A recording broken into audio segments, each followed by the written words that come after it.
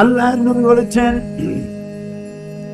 এই কোরআনকে আমি যখন জিন সম্প্রদায়ের সামনে আমি যখন কোরআনে কারীমকে তেলাওয়াত করেছি, ফাকালু ইন্না সামি'না কুরআনান আজাবা, জিন সম্প্রদায়ের সামনে আমি যখন তেলাওয়াত করেছি, আমার মুখে তেলাওয়াত শুনে তারা বলেছে, আমরা এক আজব ধরনের আশ্চর্য ধরনের কিতাব শুনেছি। ইয়াহদি ইলা রুশদি ফামান্না বিহি, এই কোরআন যে শুনে কোরআন তাকে হেদায়েতের রাস্তা দেখায়, আমরা কোরআন শুনলাম আর ঈমান আনলাম। নবীজি বললেন, জেনেরা আমার মুখে তেলাওয়াত শুনে তারা পড়ে নিল লা ইলাহা ইল্লাল্লাহু মুহাম্মাদুর রাসূলুল্লাহ, তারা কালেমা পড়ে মুসলমান হয়ে গেল। কোরআন এসেছিল আমাদের কপাল খোলার জন্য, আমাদের কষ্ট দূর করার জন্য, কিন্তু কষ্ট ক্রমান্বয়ে আমাদের বাড়তেছে, ঠিক না? ওষুধ খাই, ডাক্তার ডায়াগনোসিস ঠিকই করেছেন, ডাক্তার প্রেসক্রাইবই করেছেন ঠিক, কিন্তু আমি ওষুধ কিনে খাইলাম, আমার রোগ ভালো হলো না, দোষটা কার? নিশ্চয়ই আমি ওষুধও খাচ্ছি, কুপথ্যও খাচ্ছি, আর খাবার নিয়ম কানুন মেনে চলছি না। ডাক্তার যা নিষেধ করেছেন সেগুলোও খাই, ওষুধও খাই, রোগ কি ভালো হবে? বলেন, রোগ ভালো হবে? হতে পারে না। কোরআন আমার কাছে আছে, আল্লাহ বলছেন কষ্ট দূর করার জন্য কোরআন দিছি, কিন্তু আমি কষ্টের জ্বালায় অস্থির। তার অর্থ দাঁড়ালো এই, কোরআন ঠিকই আছে কোরআনের জায়গায়, আমি কোরআন বুঝি নাই এবং কোরআনকে যথাযোগ্য মর্যাদা আমি দেই নাই। আল্লাহর নবী বলেন, ইন্নাল্লাযী লাইসা ফি জাওফিহি শাইউম মিনাল কুরআনি কাল বাইতিল খারিব, আল্লাহর নবী বলেন, যেই দেহের ভিতরে কোরআন নাই ওই দেহটা একটা ছাড়া বাড়ির মতো, ফেলে দেওয়া বাড়ির মতো। ফেলে দেওয়া বাড়িতে কি বলে? যে বাড়িতে মানুষজন থাকে না, বউরা কি বলে? বিরান বাড়ি। বিরান, বিরান কিন্তু শব্দ, হ্যাঁ, অপযোগী না, অনুপযোগী না, মানে মানুষ নেই, শুধু একটা বাড়ি আছে কিন্তু বাড়িতে লোক নাই জন্য। আচ্ছা, রাসূলুল্লাহ কি বলছেন একটু লক্ষ্য করেন। রাসূল বলছেন, যেই দেহের মধ্যে, যেই সিনার মধ্যে কোরআন নাই ওইটা একটা বিরান বাড়ির মতো। বিরান বাড়িতে মানুষ না থাকলে কি থাকে? না না, ভূত থাকে না। ভূত বলে কিছু নাই, ভয় পাবেন না। খালি গুলো, আপনারা কি ভূতকে ভয় পান? ভূত বলে কিছু নাই দুনিয়াতে, বিশ্বাস করেন, ভূত নেই। যে বাড়িতে মানুষ নাই সেখানে জিন থাকে, শয়তান থাকে, আর থাকে সাপ, বিচ্ছু, তেলাপোকা, উইপোকা, বিজাবি, ইঁদুর, বাঁদর, এইসব থাকে। এখন রাসূলের কথা শোনেন, সেই দেহের ভিতরে কোরআন নাই, সেটা হলো ওই বিরান বাড়ির মতো। বিরান বাড়িতে যা থাকে, যে দেহে কোরআন নাই সেখানে তাই থাকে। এর ব্যাখ্যা যদি দিতে যায় তাহলে অনেক কথা আসবে, ব্যাখ্যা কম দেই, বোঝেন বেশি, তাহলে কাজে লাগবে। ছেলেটারে এখন কিন্তু ছেলেপেলেরা কোরআন শরীফ পড়ার সময় পায় না।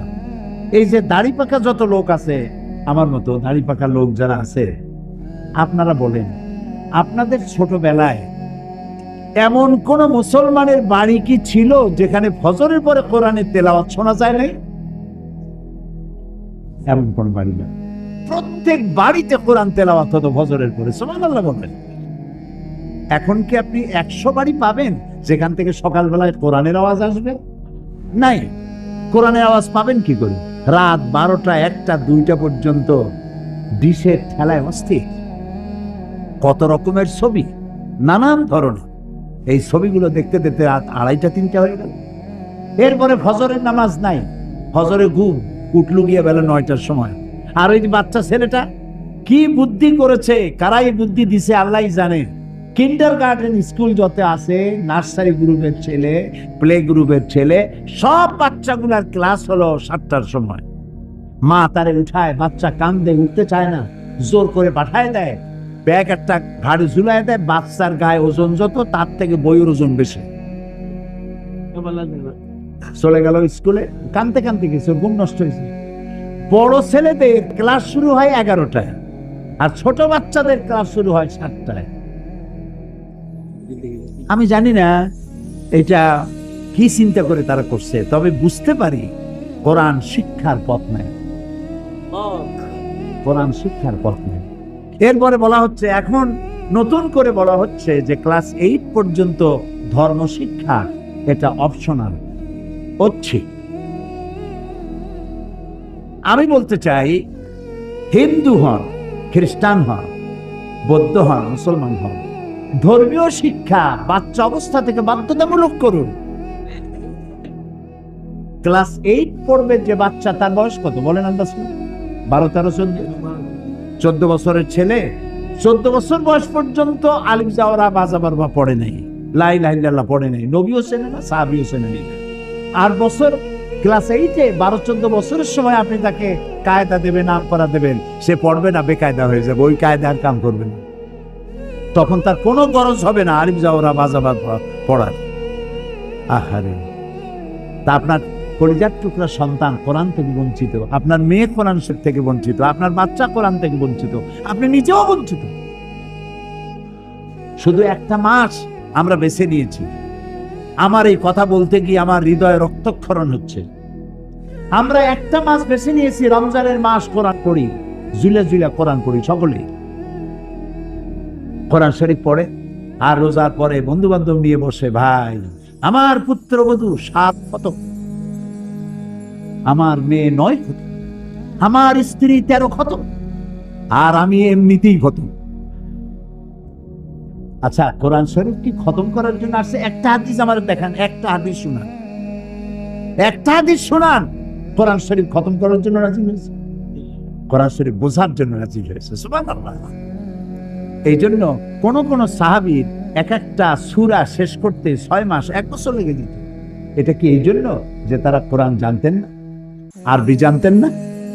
এটা এই জন্য ছিল, 1 লাইন পড়েছেন, 2 লাইন পড়েছেন, বুঝেছেন, বাস্তব জীবনে ইমপ্লিমেন্ট করেছেন, বাস্তব জীবনে কাজে লাগাইছেন, আবার পড়েছেন, আবার বুঝেছেন, আবার আমল করেছেন। গোটা কোরআন এভাবে আমল করার পরে এই সাহাবীরা যখন বেচা কেনা করতেন, ব্যবসা বাণিজ্য করতেন, জমি জমা চাষাবাদ করতেন, বিয়ে শাদী করতেন, রাজনীতি অর্থনীতি করতেন, সমাজ চালাতেন, আর রাস্তা দিয়ে হাঁটতেন, তখন মানুষ দেখে বুঝতে পারতো যেন জীবন্ত কোরআন শরীফ চলাফেরা করছে, কোরআন জীবিত হয়ে হাঁটতেছে। এই জন্য হযরত আয়েশা সিদ্দিকা রাদিয়াল্লাহু তাআলা আনহা, আমাদের মা জননী, তারাকে প্রশ্ন করা হয়েছে, মা রাসূলের চরিত্র কেমন, তার আখলাক কেমন? হযরত আয়েশা বলছেন, কোরআন পড়ো নাই তোমরা? কয়, কোরআন তো পড়ছি। আরে কোরআন পড়ছো তো রাসূলের আখলাক জানতে আমার কাছে কেন এসেছো? যেটা কোরআন সেটাই রাসূল। সুবহানাল্লাহ, সুবহানাল্লাহ। যেটা কোরআন সেটাই রাসূল। রাসূলের 23 বছরের জীবন আর 30 পারা কোরআনের ভিতরে কোনো পার্থক্য নাই। 23 বছরের নবুয়তের জীবন, 30 পারা কোরআন, সেম মুদ্রার এপিঠ আর ওপিঠ। সুবহানাল্লাহ, সুবহানাল্লাহ। নবী করিম সাল্লাল্লাহু আলাইহি সাল্লাম এই কোরআনকে রেখে গেলেন আমাদের কাছে, আর বললেন, মান ক্বালা বিহি সাদাকা। এই কোরআন যে এই কোরআন দিয়ে যে কথা বলে সেই সত্য কথা বলে। কোরআন দিয়ে যে কথা বলে সেই কি কথা বলে? কারণ হলো আল্লাহর নবী বলেছেন, আল্লাহ তাআলা নিজেই বলেছেন, ওয়ামান আসদাকু মিনাল্লাহি কিলা। আমার চাইতে সত্যবাদী আর কে হতে পারে? আল্লাহর চাইতে সত্যবাদী কে আছে? কোন নাম কোন আছে? কেউ?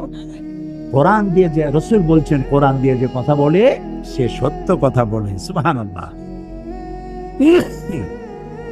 তো যিনি বক্তৃতা করতেছেন, কোরআনের কোনো দলিল নাই, হাদিসের কোনো রেফারেন্স নাই, খালি বক্তৃতা করতেছে, আর জনগণ বলতেছে, আমার ভাই, তোমার ভাই, অমুক ভাই, তমুক ভাই, ফুলের মতো পবিত্র, নামাজ পড়ে না এক ওয়াক্ত।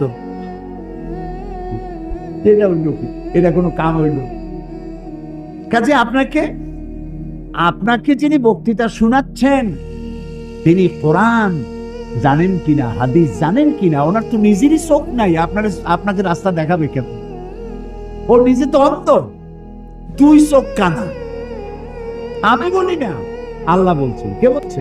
না, আল্লাহ রাব্বুল আলামিন বলেন, লা তা'মাল আবসার ওয়ালাকিন তা'মাল কুলুবুল্লাতী ফিস সুদূর। এদের বাইরের চোখ নষ্ট হয় নাই, এদের ভিতরের চোখগুলি বিনষ্ট হয়ে গেছে, অন্ধ হয়ে গেছে। বাইরের চোখ ঠিক আছে কিন্তু ভিতরের চোখ নাই। সেই জন্য বলে there is no God, unseen is nothing, যা দেখি না তা কিছুই না, আল্লাহ নাই, নাউযুবিল্লাহি মিন যালিক। সেই জন্য কোরআন দিয়ে যারা কথা বলে তাদের কথা শোনো, সুবহানাল্লাহ। আল্লাহ তাআলা আল্লাহ রাসূল বলছেন, মান ক্বালা বিহি সাদাকা ওয়া মান আমিলা বিহি উজরা। আরে হচ্ছে এমন এক কিতাব যে ব্যক্তি পড়বে আর বুঝবে আর আমল করবে তাকে পুরস্কৃত করা হবে ফিদ দুনিয়া ওয়াল আখিরা। এখানেও পুরস্কার পাবা, আখিরাতেও পুরস্কার পাবা। কে বলছেন? রাসূল, আমাদের রাসূল কে বলছেন? দুনিয়ায় কি পুরস্কার পাইবা? আল্লাহ তাআলা বলেছেন, ফামান তাবিআ হুদায়া ফালা খাউফুন আলাইহিম ওয়ালা হুম ইয়াহজানুন। এই কোরআনের হেদায়েত যারা মেনে চলবে তাদের কোনো ভয় নেই, তাদের কোনো চিন্তাও নাই। আমার আল্লাহ গ্যারান্টি দিয়েছেন, কোনো ভয় নাই। কিসের ভয় নাই? কোরআন যদি তোমরা মানো, শুনতেছেন আমার কথা? একটু কান খুলে শোনেন। এই কোরআন যদি মানো তোমাদের কোনো ভয় নেই। কিসের ভয় নেই? কোরআন যদি মেনে চলো তাহলে চুরি হবে না, ডাকাতি হবে না, জেনা হবে না, ব্যভিচার হবে না, ধর্ষণ হবে না, হত্যা হবে না, লুট হবে না, মারামারি হবে না, সাম্প্রদায়িক সম্প্রীতি বিনষ্ট হবে না। ভয় নাই। ওয়ালা হুম ইয়াহজানুন, তোমাদের কোনো চিন্তাও থাকবে না। মানুষেরা চিন্তা করে কিসে? চিন্তা করে খাবারে, বস্ত্রে, চিকিৎসা, শিক্ষা, বাসস্থানের, হিউম্যান রাইটস, মানবিক মৌলিক মানবিক অধিকার, এই অধিকারের চিন্তা করে। আল্লাহ কয় কোরআন মানো, তাহলে এই অধিকারের চিন্তাও করা লাগবে না, এগুলো পেয়ে যাবা। আল্লাহ তাআলা কোরআনে কারিমে বলেন, ওয়ালাউ আন্না হানাল কুরআন আমানু ওয়াত্তাকাউ লাফাতাহনা আলাইহিম বারাকাতিম মিনাস সামাই ওয়াল আরদ। আল্লাহ তাআলা বলেন, জনপদের লোকেরা, দেশের লোকেরা যদি আমার উপর ঈমান আনে, দুইটা কাজ যদি করে, আমার উপর ঈমান আনবে আর আমাকে ভয় করার নীতি অবলম্বন করে চলবে, তাহলে আমি আল্লাহ রাব্বুল আলামিন আকাশ আর জমিনের সব বরকতের দরজা তাদের জন্য খুলে দেব। এরকম আসতে বলেন সুবহানাল্লাহ। তা আল্লাহ তাআলা বরকতের দরজা খুলে দেবেন বলে ওয়াদা করেছে। এই কোরআনটা মানতে হবে। তো মানবেন কি করে? আগে তো বুঝতে হবে, তবে না মানবেন। বুঝিই তো না, তো মানবো কি? সত্য কিনা বলে? খালি খতম করে, বিপদ আপদ আসলে খতম করে। আর অনুষ্ঠানের শুরুতে বরকতের জন্য তেলাওয়াত করে। দোকান ওপেন করবে, ওইখানে একটু তেলাওয়াত করবে। তোমার একটু তেলাওয়াতের জন্য, আর ওই দোকান ওপেন করবা, জনসভা শুরু করবা, সেই জন্য একটু তেলাওয়াতের জন্য আল্লাহ কোরআন শরীফ নাযিল করছে। কাম নাই আর কিছু। তো আল্লাহ তাআলা দুনিয়া শান্তি দিবেন, আখিরাতেও শান্তি দিবেন। এরপরে আল্লাহ তাআলা বলছে, আল্লাহ নবী বলছেন, ওয়ামান হাকামা বিহি আদালা, আর এই কোরআন দিয়া যে বিচার ফয়সালা করবে সেটাই হবে সঠিক বিচার। এর থেকে ইনসাফপূর্ণ, এর থেকে জাস্টিস আর কিছুই হতে পারে না। জাস্টিস হচ্ছে কোরআন দিয়ে বিচার করা। কি দিয়ে বিচার করা? এখানে সব আছে। সন্ত্রাসীদের বিচার কিভাবে করবেন, মদখোরের বিচার কিভাবে করবেন, চোরের বিচার কেমনে করবে, ডাকাতেরটা কেমনে করবে, আছে না সব কোরআন শরীফে? অনেকে আন্দাজে বলছেন আছে, আর অনেকে বোঝেন না, সেই জন্য বলেন নাই, জানেন না। কোরআন শরীফ পড়েন, সব বুঝতে পারবেন। এর মধ্যে সবকিছুই আল্লাহ তাআলা বলে দিয়েছেন। বিচারটা যাতে সঠিক হয়, সেজন্য ন্যায় বিচারের প্রতীক বলা হয় কোন জিনিসটাকে? একটু বলেন তো, পরীক্ষা দিলে আমি আপনাদের পরীক্ষা নিচ্ছি। হ্যাঁ, দাঁড়িপাল্লা যারা বলতে পেরেছেন, গোল্ডেন 5। আপনারা বলতে পেরেছেন যে ন্যায় বিচারটা ন্যায় হলো কিনা তার মানদণ্ড হচ্ছে মিজান, দাঁড়িপাল্লা, যা দিয়ে মাপা হয়। ইনসাফ কি মুকদ্দাস তারাজু, এটা হলো ইনসাফের জন্য পবিত্র মিজান। এই মিজান দুনিয়াও লাগবে, আখিরাতেও লাগবে। কিয়ামতের দিন আল্লাহ তাআলা মিজান রেখেছেন।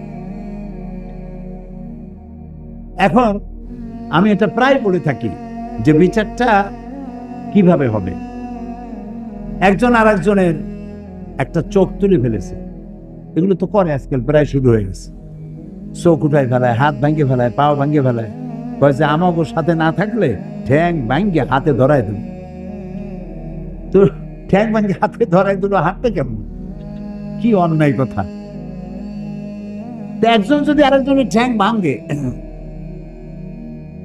আমাদের দেশে যে প্যানেল কোড আছে, যে বিচার আছে, এই বিচার পদ্ধতিতে প্রচলিত আইন অনুযায়ী 2 বছরের জেল হলো, আর ধরেন 50,000 টাকা জরিমানা হলো। এখন এই বিচারটা সঠিক হলো কিনা সেটা বোঝার জন্য দাড়িপাল্লা নিয়ে আসেন। দাড়িপাল্লার এক পাশে রাখেন বাঙ্গা ঠ্যাং, আর এক পাশে রাখেন 2,000 টাকা আর 6 মাসের জেল। এবার দাড়ি ধরে টান দেন, সমান হবে? যদি জেলের মাত্রা আরো বাড়াই দেয়, জরিমানার মাত্রা আরো বাড়ায়, হবে না। কি হলে হবে? আর একখান ঠ্যাং। এই কোরআন শরীফে আল্লাহ তাআলা বলেছেন, হাতের বদলে হাত, পায়ের বদলে পা, চোখের বদলে চোখ, দাঁতের বদলে দাঁত, জানের বদলে জান। এখন একখান ঠ্যাং ভাঙছে, ভাঙ্গা ঠ্যাং এক পাল্লায় দেন, আর যে ভাঙছে ওর ঠ্যাং ভাঙ্গে আর এক পাল্লায় দেন, দাড়ি ধরে টান দেন, সমান সমান হয়ে যাবে। ওমান হাকামা বিহি আদালত। সৌদি আরবে যায় দেখেন, রাজতন্ত্রের সাথে আমাদের বিরোধ আছে, ইসলামের বিরোধ। রাজতন্ত্র আমরা মানি না, ইসলামও মানে না, সেটা ভিন্ন কথা। কিন্তু সেখানে কোরআনের কিছু আইন চালু আছে। এই যে হারাম শরীফে গেছেন না আপনারা অনেকে, যারা যাইতে পারেন নাই, আল্লাহ যেন যাওয়ার তৌফিক দেন। অন্তত কাবা শরীফ, সুবহানাল্লাহ, এটা দেখার তৌফিক যেন আল্লাহ আমাদের সবাইকে দেন। এই কাবা শরীফে যখন আজান হয়, আমি দেখছি যে আল্লাহ মানুষের পরীক্ষায় ভালাইছে। এই কাবা শরীফের চতুর্দিকে একটি সব দোকান, হায় হায় রে, কি সব দোকান। বাইতুল মুকাররমে নিউ মার্কেটে যতগুলি সোনার দোকান আছে, সব সোনা এক জায়গায় করলেও ওর একটা দোকানের সোনার সমান হবে না। ইলেকট্রনিক্স গুডস, নানান ধরনের কাপড়, নানান ধরনের আপনার বিভিন্ন রকমের শৌখিন দ্রব্যাদি, অভাব নাই। চতুর্দিকে দোকান খোলা। আজান হয়ে গেল, সব দোকান বন্ধ হয়ে গেছে। মুহূর্তের ভিতরে আজান হয়ে গেল। আপনি যদি 5 লক্ষ রিয়ালের খরিদ্দার হন, আপনার কাছে বিক্রি করা হবে না, আজান হয়ে গেছে, দোকান বন্ধ। তাদের এই ঈমান আছে, এই 5 লক্ষ নিলাম না, আমি আল্লাহর নামাজের জন্য হারাম শরীফে যাচ্ছি, 10 লক্ষ রিয়ালের খরিদ্দার আল্লাহ নামাজের পরে আবার দিয়ে দেবে। আল্লাহ দেন। দোকানগুলো বন্ধ হয়ে গেল, তারপরে নামাজের পর সব দোকানে আসলো। তা আমি যেটা দেখলাম যে এখানে আল্লাহ তাআলার কি মেহেরবানি, মানুষে আল্লাহ পরীক্ষা ফেলাইছে। একদিকে কাবা শরীফ কালো, কালো একটা ঘর, এই ঘরটার কোনো শৈল্পিক সৌন্দর্য নেই, কালো পাথর দিয়ে গড়া আর কালো গেলাপ দিয়ে ঢাকা। কিন্তু আমি জীবনে আল্লাহ আমাকে বহুবার নিয়েছেন, বহুবার নিয়েছেন। কাবা শরীফের দিকে যখন চোখ পড়ে, আমার কাছে মনে হয় যেন সারা পৃথিবীর সব সৌন্দর্য কাবার গায়ে লাগানো, এবং মোস্ট পাওয়ারফুল ম্যাগনেটিক জিনিস দিয়ে এটাকে তৈরি করা হয়েছে। দেখলেই মনে হয় আমাকে ডাকতেছে, আমার কাছে আয়, আমার কাছে আয়। সুবহানাল্লাহ। একদিকে একটা কালো ঘর, আর একদিকে সোনার দোকান, কম্বলের দোকান, জায়নামাজের দোকান, তসবির দোকান, আতরের দোকান। মানুষে আল্লাহ ইমানের পরীক্ষা ফেলাই দিচ্ছে। এই কালো ঘরটা দিয়ে তাকায় থাকো, না নামাজ পড়ে সালাম দিয়ে সব দোকানে চলে যাও। এটাও দেখতে চান না। বহু লোক আছে যারা নামাজ পড়ে, এখানে অনবরত 120টা রহমত নাজিল হয়। কয়টা? 120টা রহমত অহরহ নাজিল হচ্ছে, কিয়ামত পর্যন্ত হতে থাকবে। যারা তাওয়াফ করতে থাকবে তারা পাবে 60টা, যারা নামাজ পড়বে তারা পাবে 40টা, আর যারা তাকায় থাকবে, শুধু ঘরের দিকে তাকায় থাকবে, তারা পাবে 20টা। সুবহানাল্লাহ, সুবহানাল্লাহ। এত মানুষ, লক্ষ লক্ষ মানুষ, নারী আর পুরুষ, কি সুন্দরী সুন্দর মানুষ, এত সুন্দর মানুষ আপনি কয় জায়গায় দেখবেন। নানান রঙের মানুষ আসতেছে, পূর্ণিমার চাঁদকে হার মানায় দিতে পারে এইরকম সুন্দরী নারীরা আসতেছে। আমি খুব খুশি হয়েছি। আমি তো দেখতেছি মাহফিল প্রথম দিনের দৃশ্য। আপনারা যারা আসছেন, আমার মনে হয় ভাই অতিরিক্ত 10% দাড়ি পাকা, অতিরিক্ত বেশি 90% আপ, ওভার 90% যুবক দিয়ে ভরা মাহফিল। সুবহানাল্লাহ। আমি যুবকদেরকে সালাম করি, আমি যুবকদেরকে সালাম করছি। তোমরা আমাদের ভবিষ্যৎ, তোমরা আমাদের অ্যাসেট, তোমরা আমাদের মেরুদণ্ড। মেরুদণ্ড যদি সোজা থাকে মানুষটা সোজা হয়ে হাঁটতে পারে, মেরুদণ্ড বাঁকা হয়ে গেলে মানুষটা সোজা হয়ে হাঁটতে পারে না। জাতির ব্যাকবোন হচ্ছে ইয়াং জেনারেশন। নষ্ট হয়ে গেল সিনেমা, নাটক, গান, ওপেন কনসার্ট, নষ্ট হয়ে গেল। আর অথচ এরাই হতো শাহজালাল, এরাই হতো শাহ মাকদুম, এরাই হতো খান জাহান আলী, এরাই হতো শহীদ তিতুমির, এরাই হতো হাজী শরিয়তুল্লাহ। আহারে কপাল খারাপ। কি সুন্দর সোনার টুকরা ছেলে, গান বাজনা, নাচ, রাস্তায় হাঁটে আর ঢোল, এদিক লাফায় ওদিক লাফায়। জিজ্ঞেস করলাম ওরম করে কেন, এর কি কোনো মানসিক প্রতিবন্ধী নেই? কয় না হুজুর, কোমরের মধ্যে ওয়াকম্যান আছে। ওয়াকম্যান কি? বলছে ওর মধ্যে গান বাজে আর কানের মধ্যে ঢুকানো আছে, রাস্তায় গানের তালে তালে হাঁটে। রিক্সার তলে পড়ে না ট্যাক্সির তলে পড়ে, দিশা নেই, খালি শুনতেছে। ওই যুবকের দোষ না তো? ওই যুবকের যদি দোষ থাকবে তাহলে সিনেমায় থিয়া ও তাফসীর মাহফিলে আসছে কেন? ও তাফসীরের মাহফিলে আসছে যুবকের গায়ে মুসলমান মায়ের রক্ত, ওর গায়ে মুসলমান পিতার রক্ত। ও তাফসীর ছাড়া যাবে কোন? সুবহানাল্লাহ।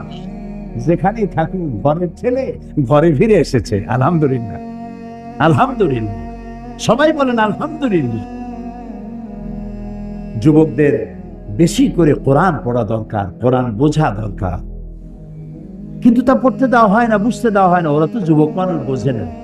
গল্পের বই কেনে, নাটক, উপন্যাস। এই নাটক, উপন্যাস, গল্পের বই, ওতে আছে কি? একটু পড়ো তুমি, তোমার বিবেককে জিজ্ঞেস করো।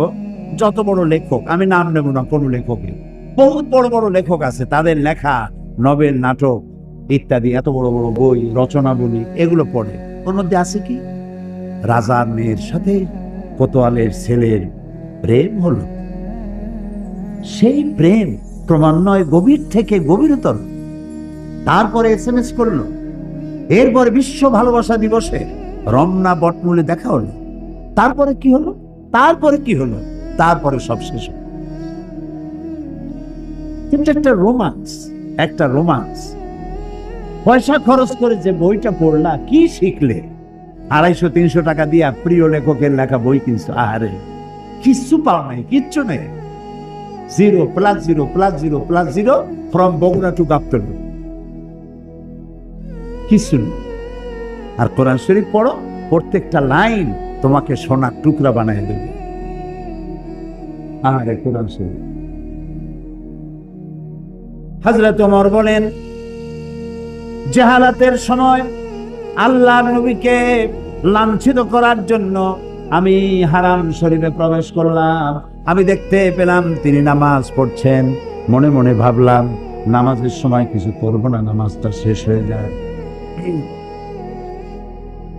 রাসূল নামাজের মধ্যে তেলাওয়াত করতেছিলেন, শব্দ করে আওয়াজ করে তেলাওয়াত করতেছিলেন। আমি পেছনে দাঁড়ানো, নামাজ শেষ হলে টর্চার করব। তেলাওয়াতে এত মজা লাগলো। মজা তো লাগবেই, একে তো কোরআন, আর তেলাওয়াত করতেছেন তিনি যার উপরে নাজিল হয়েছে। আল্লাহু আকবার, কি মজা! যার উপরে নাজিল হয়েছে তিনি তেলাওয়াত করছেন। হযরত ওমর বলেন, তেলাওয়াত শুনে মনটা পাগল হয়ে গেল। মনে মনে ভাবলাম, মুহাম্মদ সাল্লাল্লাহু আলাইহি সাল্লাম তো জীবনে কোন কবির সাথে চলাফেরা করেন নাই। নিশ্চয়ই কোন জিন তাকে রাতের বেলায় কোন জিন তাকে শিখায় দিয়েছে, নইলে মিলায় মিলায় কিভাবে বলে? এটা বোধহয় কোন জিনের কথা হবে। হযরত ওমর বলেন, আমি যখন মনে মনে ভাবলাম গণক হয়ে গেছেন, তখন আমি শুনতে পেলাম তিনি তেলাওয়াত করতেছেন, ওয়ামা হুয়া বিকাউলি কাহিনিন কালিলাম মা তাযাক্কারুন। না না না, এটা কোনো গণকের কথা নয়। আল্লাহু আকবার। হযরত ওমর বলছেন, আমার কাছে মনে হচ্ছিল যেন আমার পায়ের তলা থেকে মাটি সরে যাচ্ছে। কি আশ্চর্য! মনে মনে যা চিন্তা করি তারই জবাব আসে। আচ্ছা, এটা জেনের কথা নয়, কবির কথা নয়, গণকের কথা নয়, তবে এটা কি? যেই না মনে আমার প্রশ্ন উদয় হলো, তবে এটা কি? অমনি রাসূল আবার তার তেলাওয়াতের মধ্যে তিনি রাসূল তেলাওয়াত করতেছেন। তিনি তো জানেন না যে পিছনে ওমর দাঁড়াইয়া অঙ্ক মিলাইতেছে। সুবহানাল্লাহ। এ কুদরত কার? রাসূলুল্লাহ দোয়া করতেন, আল্লাহ ওমরাইনের জন্য তো দুই ওমরকে আল্লাহ তুমি ঈমান আনার তৌফিক দিয়ে দাও। দুই ওমর, এক ওমর হলেন ওমর ইবনুল খাত্তাব, আর আরেকজন হলো ওমর ইবনুল হিশাম আবু জাহল। এই দুই ওমরের জন্য তিনি দোয়া করতেন, আল্লাহ ওদের নেতৃত্ব দেওয়ার দারুণ কোয়ালিটি, এই লোকগুলো আমার হাতে দিয়ে দাও, ইসলামের জন্য দিয়ে দাও। আল্লাহু আকবার। তো রাসূলের দোয়া একজনের জন্য কবুল হয়েছে, হযরত ওমর ইবনুল খাত্তাবের জন্য। হযরত ওমর বলেন, আমার চোখের সামনে প্রশ্নবোধক চিহ্ন ঘুরতেছে।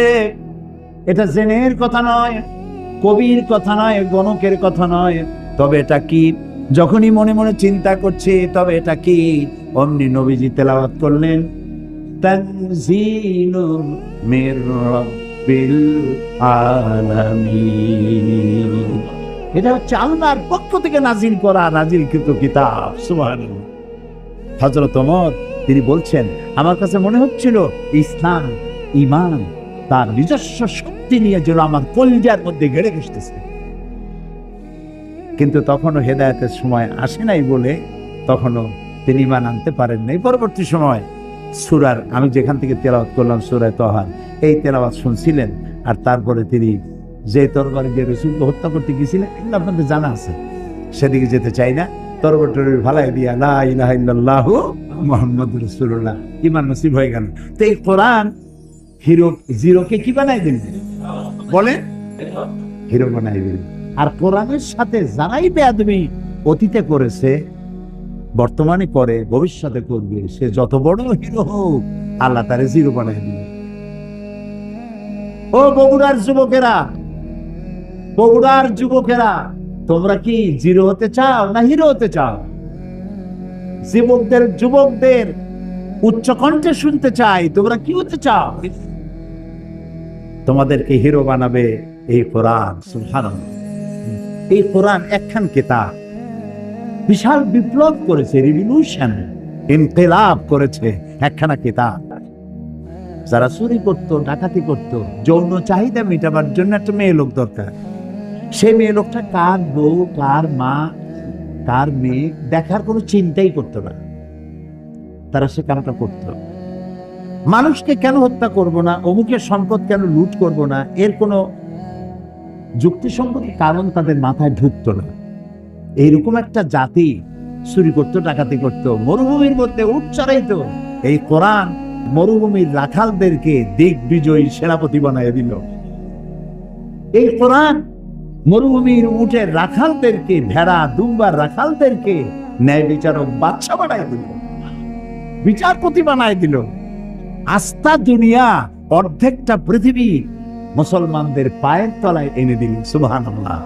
এই সেই কোরআন, যে কোরআনকে তোমরা ছেড়েছো, যে কোরআনকে আমরা ছেড়েছি। কোরআন বুঝতে চেষ্টা করিনি। এ কোরআনের নাম কোরআন। এটার নাম কি? এটার নাম কোরআন, এটার নাম হুদা, এটার নাম শিফা, এটার নাম জিক্র, এটার নাম নূর, এটার নাম তানজিল, এর নাম কিতাব। এই নামগুলি কি আমার বাপের বানানো? আমার বানানো? এই নামগুলি কার? আল্লাহ তাআলা।